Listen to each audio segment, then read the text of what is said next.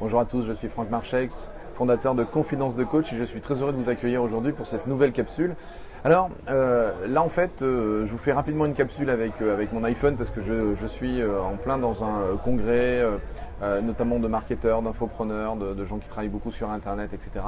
Et c'est amusant puisque lors de ma conférence, j'ai fait une conférence pendant cet événement, il y avait à peu près 300 personnes dans la salle. Et parmi ces différentes personnes, il y avait évidemment beaucoup de marketeurs, beaucoup de professionnels de l'informatique et du web.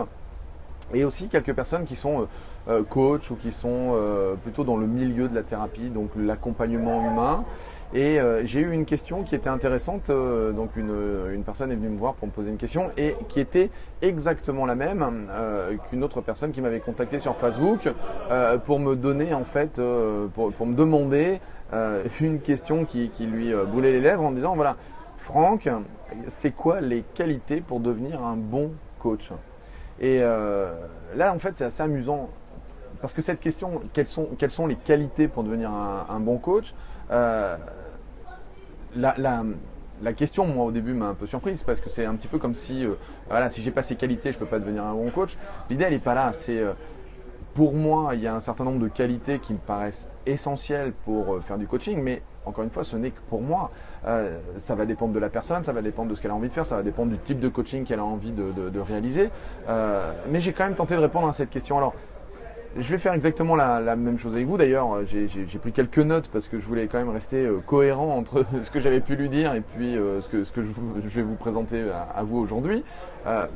Pour moi, une des qualités qui me paraît fondamentale dans le coaching, c'est d'abord d'aimer le changement. Alors, pourquoi aimer le changement ? Eh bien, tout simplement parce que pour moi, un coach, c'est un professionnel du changement. C'est-à-dire que c'est quelqu'un qui doit être à l'aise avec le changement. Et pourquoi il doit être à l'aise avec le changement ? Parce qu'il doit accompagner ses clients dans le changement. Donc, si lui-même n'est pas à l'aise avec le changement, eh bien là, moi, ça va me paraître compliqué, si vous voulez, d'être cohérent dans son discours, à dire à une personne, voilà, de l'accompagner avec un questionnement, de l'accompagner avec un certain nombre de techniques, à lui dire voilà le processus dans votre vie, dans votre travail, dans ce que vous voulez atteindre, il y a telle chose que vous devez faire autrement, de telle manière. Évidemment, encore une fois, il n'y a pas de conseil de la part de ma part ou de la part du coach, parce qu'on est en coaching, on n'est pas en consulting, donc l'idée c'est pas de lui conseiller de faire ça, c'est plutôt de l'amener à se poser des questions et donc l'amener à se poser de bonnes questions sur là où il en est,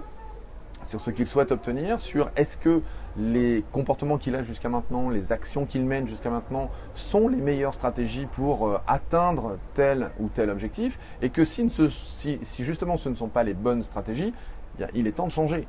Mais si le coach lui-même n'est pas cohérent par rapport à ce type de discours, ça me paraît compliqué d'accompagner son client dans le changement.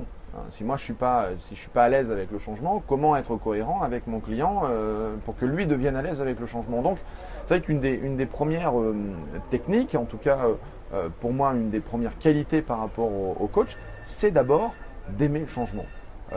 Voilà, donc ça pour moi c'est la première qualité. Ensuite, la deuxième qualité qui me paraissait, encore une fois pas nécessaire, mais qui serait dans un top qualité, c'est donner envie de changer, donner envie de bouger. Alors, quand je dis ça, je veux aussi mettre un bémol. L'idée n'est pas de devenir absolument un motivateur. Tous les coachs ne sont pas des motivateurs, ou en tout cas pas forcément tel qu'on peut l'entendre aujourd'hui, tel qu'on peut avoir des modèles ou des mentors américains avec une motivation au taquet. On est tout le temps en train de bondir, on est en train de tout le temps de sauter sur place, etc. Évidemment, ça a son utilité, c'est très intéressant, mais ce n'est pas du tout la seule voie qui existe. Loin de là. Il existe plein d'autres voies, mais en tout cas, là où elles vont se rejoindre, c'est que le coach doit avoir une forme d'énergie pour pousser au changement, pour pousser à bouger. Et donc, je le disais tout à l'heure, aimer le changement, mais ensuite, il faut aider pour que ce changement se produise. Et pour ça, eh bien, c'est motiver la personne à bouger, quelle que soit la manière que l'on peut utiliser pour l'influencer dans ce mouvement, dans cette action, c'est le pousser à l'action, l'aider à passer à l'action pour atteindre les objectifs qu'il veut obtenir. Donc ça me paraît vraiment fondamental. Donc pour moi, première qualité, c'est aimer le changement, être à l'aise avec le changement. Deuxième qualité, c'est donner envie de bouger, avoir cette capacité, une énergie intérieure une énergie extérieure, de l'énergie pour donner envie de bouger. Et pour terminer, je dirais que la troisième qualité pour moi, ça va être le fait d'avoir une véritable capacité à l'adaptation. Pour moi, un bon coach est un coach qui va être capable de s'adapter à son client, qui va être capable de s'adapter aux problèmes du client, qui va être capable de s'adapter aux différentes demandes qui lui sont faites, qui lui sont effectuées.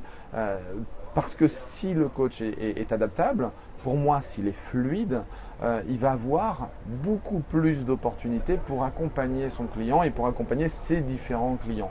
Donc voilà. C'est ce que je vous propose en tout cas voilà, pour cette petite capsule vidéo. Pour moi, les trois qualités qui me paraissent vraiment intéressantes pour un coach. Après, si vous avez d'autres avis par rapport à des qualités qui paraissent vraiment pour vous essentielles pour un bon coach, ben écoutez, évidemment, je les prends dans les commentaires juste en dessous de cette vidéo. Et puis maintenant, évidemment, vous pouvez partager cette vidéo, vous pouvez vous abonner. Alors normalement, il y a un petit bouton normalement un petit bouton qui va s'afficher de ce côté sur la vidéo. Et évidemment, partagez-la autour de vous et communiquez, c'est-à-dire qu'à un moment, si vraiment quelque chose est important pour vous, dites-le moi, je vous ferai une vidéo et je partagerai, en tout cas j'essaierai de partager avec vous un maximum de choses par rapport à vos questions, à vos demandes. Je vous souhaite de prendre soin de vous, de prendre soin des autres, de faire en sorte de changer le monde et surtout de changer votre monde. Je vous dis à très bientôt pour une prochaine vidéo. Ciao.